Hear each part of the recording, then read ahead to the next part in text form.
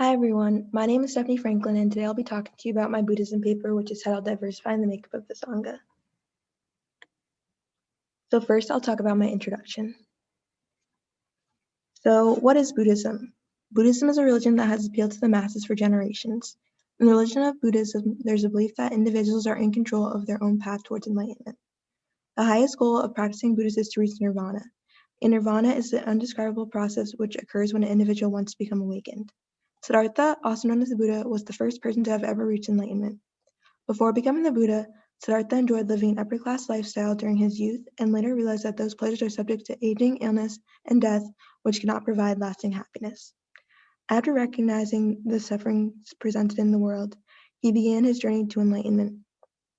Siddhartha began his teachings of the Dharma in India, where the religion of Buddhism is credited to be originated. Since his teachings, which began during the 6th century, Buddhism has continued to spread in both the Eastern and Western hemispheres. On the path to enlightenment, individuals must understand the Buddha, the Dharma, and the Sangha, which are all known as the three jewels of Buddhism. The Sangha is the Buddhist community which studies the teachings of the Dharma. So for my thesis statement, it states, due to the moral teachings and practices of the Buddha, Buddhism will continue to grow in popularity and the Buddhist community should continue to diversify the makeup of the Sangha. So for the layout of my paper, I first talk about the cessation of suffering, which is appealing to all demographics of individuals, which is one aspect to the teachings and practices of the Buddha that has drawn many different demographics to Buddhism. The core teachings of the Buddha are known as the Four Noble Truths. The Four Noble Truths helps practicing Buddhists reach enlightenment, and they are life is dukkha, which is life is inherently and unescapably unsatisfactory. Dukkha is caused by cravings. Cravings can be stopped, and the Eightfold Path. The Eightfold Path refers to individuals should engage in right view, right intent, right speech, right action, right livelihood, right effort, right mindfulness, and right concentration. Aside from the teachings of the Buddha, there are practices which lead to the cessation of suffering. In all schools of Buddhism, there's an emphasis on meditation. Meditation is the par excellence of transcending the limits in which conceptual thinking and language encloses. Meditation allows the mind higher levels of understanding, and according to the teachings of the Dharma, meditation allows the mind to create a certain degree of silence and tranquility needed for the realization of absolute reality. So in my paper, I'll be talking about how through the teachings and practices of the Buddha, Buddhism should continue to diversify the makeup of the Sangha, and I'll prove my thesis through exploring the demographics of socially engaged Buddhist, Black Buddhist, and women Buddhist. So first, I'll be talking about socially engaged Buddhism. Socially engaged Buddhism has already begun gaining popularity in the United States. Socially engaged Buddhism arose in the 1960s in context of the Vietnam War. Using the war in Vietnam as a template, socially engaged Buddhism combined traditional Buddhist ideologies with modern applications of the circumstances that arose. The Sangha in Asia is adapted the teachings of the Buddha to associate with the crisis of modernity. With this form of Buddhism, it applied Marxist and liberal political ideologies imported from the West, such as nonviolence and compassion. Through these implications of Western ideologies, it has been attracting Americans to Buddhism. In the United States, there are a plethora of injustices found on an everyday basis, which is why it has been attracting Americans to Buddhism, because in America there's many injustices found and there's an emphasis on compassion in this form of Buddhism. So next we have African American Buddhists.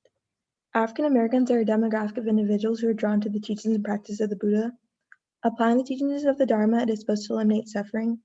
Compassion is a critical part to Buddhism, and compassion is defined as our ability to feel the suffering of others and attempt to bring them relief. The practice of compassion is the most relevant for the situation of racism being faced today. Black Buddhists are seeking spiritual wisdom, healing, and liberation from suffering. The Sangha provides a safe community for Black Buddhists to share their suffering and are taught ways to eliminate suffering. Due to these teachings and practices, it has been drawing the African American demographic to Buddhism. The Sangha has been implementing strategies to help Black Buddhists feel more comfortable, and through these implication of strategies, it would only continue to diversify the makeup of the Sangha. Since 2000, the United States has held a number of Buddhist retreats that are limited for only people of color to attend.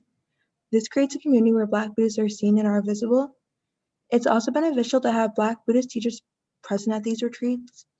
The Buddha taught equality for all, therefore it's important to have equal access to the Dharma. The Sangha community is continuing to amplify diversity and inclusion strategies, creating an environment where everyone is viewed as belonging. So next we have women in Buddhism. Women have played an integral role in Buddhism, and through their engagement in Buddhist practices, women are creating a Buddhism that offers equality for both sexes. It would be remiss to say that the patriarchal structure is not present in Buddhism. However, the teachings of the Dharma were not intended to have inequality between men and women. As I said earlier, the Buddha taught egalitarian principles.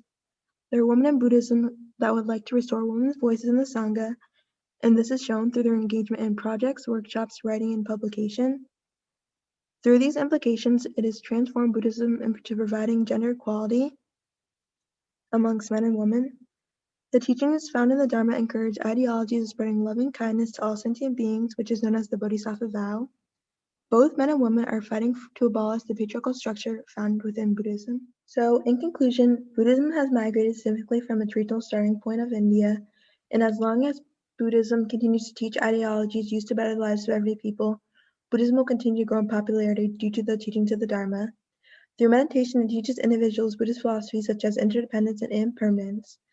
As Buddhism continues to spread, the makeup of the Sangha will diversify through the natural progression of time, modernity, and the accepting community of the Sangha. The results have already been evident among socially engaged Buddhists, Black Buddhists, and women. Due to the moral teachings and practices of the Buddha, Buddhism will continue to grow in popularity, and the Buddhist community will continue to diversify the makeup of the Sangha. Thank you guys for listening, and on my last slide is my references.